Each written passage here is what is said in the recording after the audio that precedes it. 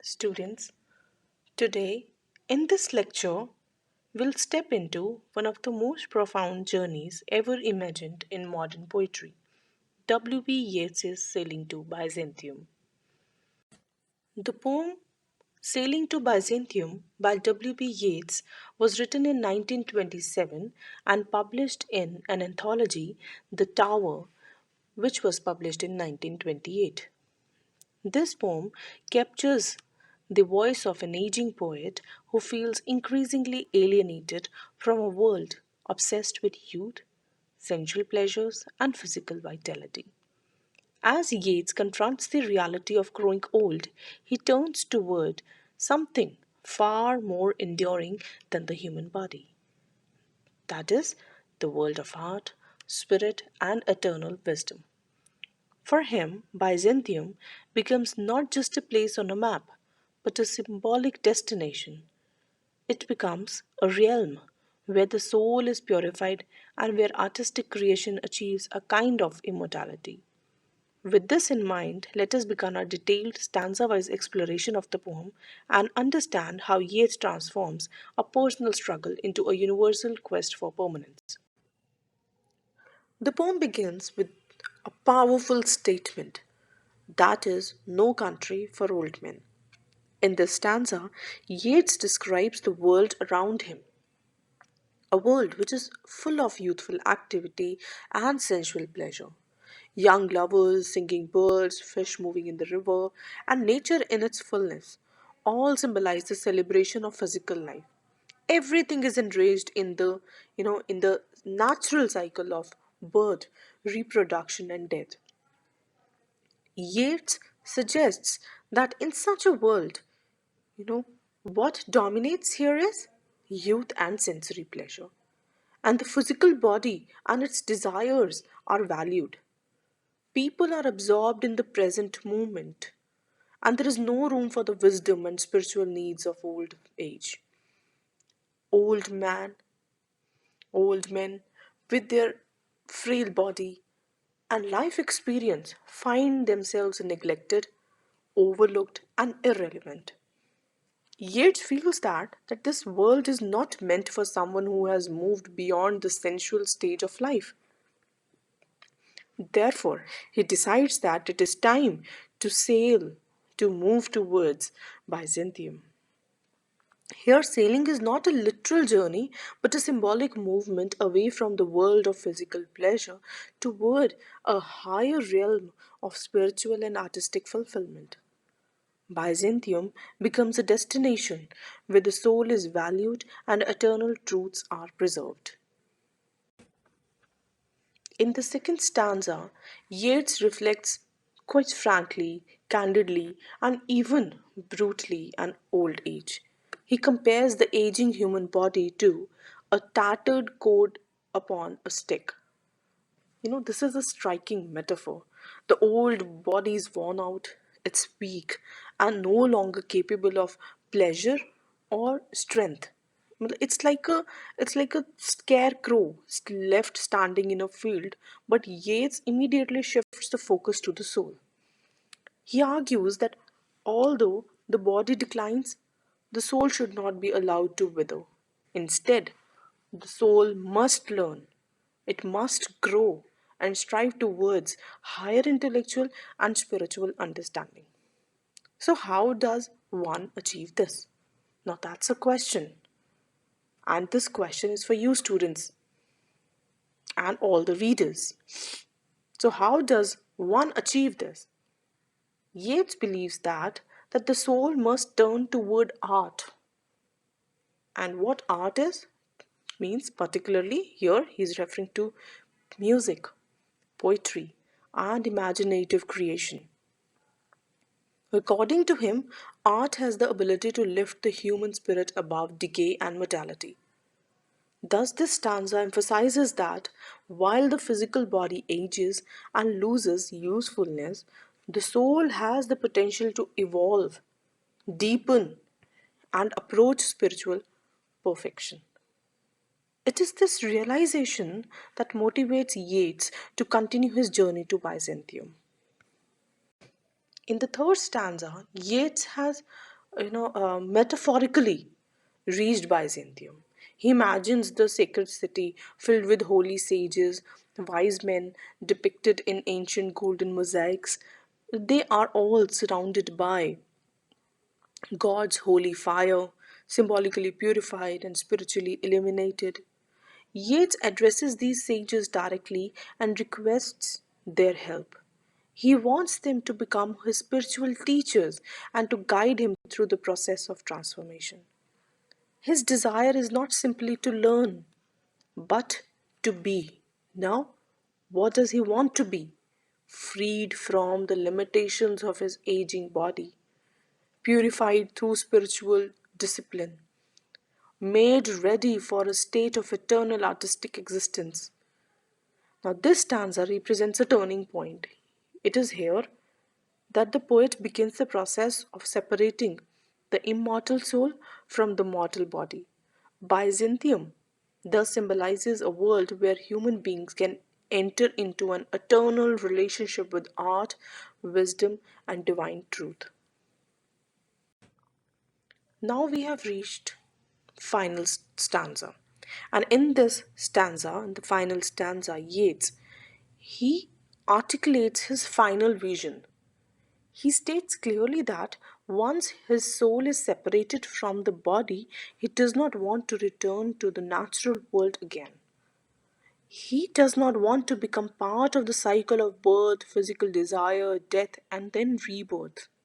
Instead, he seeks completely different form of existence and one that is permanent, beautiful, unaffected by time and decay. He expresses the wish to become a work of art, particularly a golden mechanical bird of Byzantium.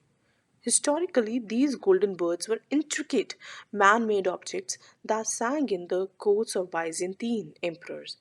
As a golden bird, the poet would never age or die, live eternally as a crafted work of art, sing wisdom and history to future generations, maintain spiritual and intellectual constancy.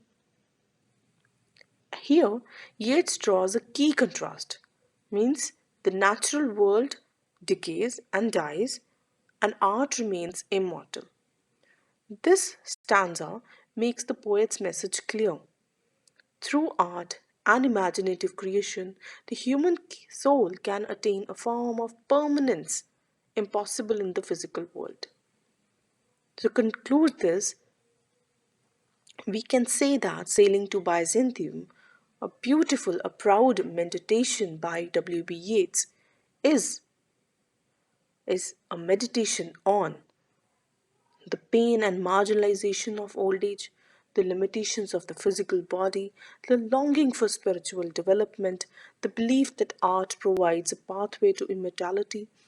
Yeats rejects the world of temporary sensual pleasure and embraces a vision of eternal artistic existence. Byzantium becomes not just a city, but a symbol of timeless beauty, wisdom, and triumph of the soul over the body. Students, while we were studying it, the poem, we came across so many poetic devices that were, quite deep, enriching the meaning of the poem.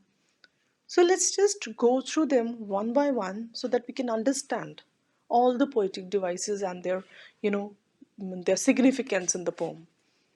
The first, the symbolism of Byzantium itself, that is in the title. Well, what this place is. So it represents a world of spiritual refinement, artistic achievement, and immortality. Unlike this place is not like our physical world, which is governed by decay and death.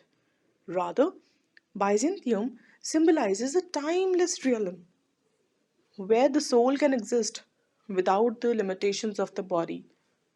Don't you think that it appears like heaven, hell and heaven, as if this world he is declaring, W.B. Yeats, and even T.S. Eliot also in that wasteland. They are, declaring this world as some sort of hell. And of course, this Byzantium is considered as a heavenly place where, there is no no discrimination on the basis of age. If you are beautiful, then you are praised for that. If you are, you know, if you have a lifetime of experience, even if you have lifetime of experience, even then your experience, your wisdom, they do not matter. So here, this, the journey of Byzantium is not literal. Please just note that it is not really literal, that it is not that he is actually going anywhere, but it's symbolic of Yeats' desire to leave behind the world of the senses and attain eternal artistic experience. Now let's talk about metaphors that he has used. This the first metaphor that we could easily notice was of an old man, and he was being compared to a tattered coat upon a stick. This image highlights the physical decline of old age and expresses Yeats's frustration with the body's inability to support the creative and spiritual vitality of the soul. And this metaphor, it also suggests lifelessness. There's fragility here and helplessness that comes with um, advancing age. When it comes to imagery, Yeats uses rich and sensory imagery to contrast the physical world with the spiritual one. This description of nature, such as fish, flesh, or fowl, they evoke a world of growth, reproduction, and sensual pleasure. By contrast, Byzantine imagery is artwork crafted in gold, refined through centuries of spiritual thought. They create a sense of permanence and transcendence. Imagery also vividly presents the decay of the aging body and the poet's desire to rise above it. Another poetic device that I found was the alliteration. I've already talked about it, like fish, flesh, fowl. So the repetition of the sound fur, it creates rhythm and draws attention to the idea that all living creatures are caught in the cycle of birth, sensual experience, and eventual death. Then another one is personification. Yeats personifies the soul when he urges it to clap its hands and sing. This device, gives the soul human characteristics, and it reinforces the idea that spiritual life can be vibrant and joyful. Even if the body has become weak, it also suggests that spiritual awakening is active, alive, and expressive. The poem frequently uses enjambment also which also means run on, where a sentence or idea continues beyond the end of a line. This creates a sense of flow and continuity, mirroring the poet's mental journey from the physical world to the spiritual realm. Enjambment also reflects the ongoing struggle of a mind trying to transcend its bodily limitations. Now, the last is, of course, the structure of the poem. It is Ottawa Rima, which consists of four 8-line stanzas following the this rhyme scheme. It is A B A B A B C C.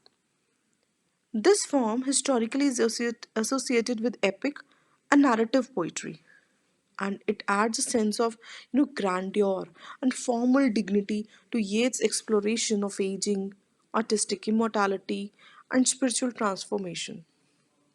Together, these poetic devices enrich the texture of Sailing to Byzantium, making it not only a philosophical reflection on life and art, but also a highly crafted and aesthetically powerful work.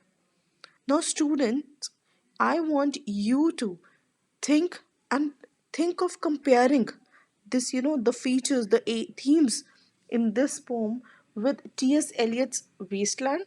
And we have also studied something similar to that, where the poet is talking about how art makes anything, any, experience immortal. You have to think about it, and we can discuss it in the class.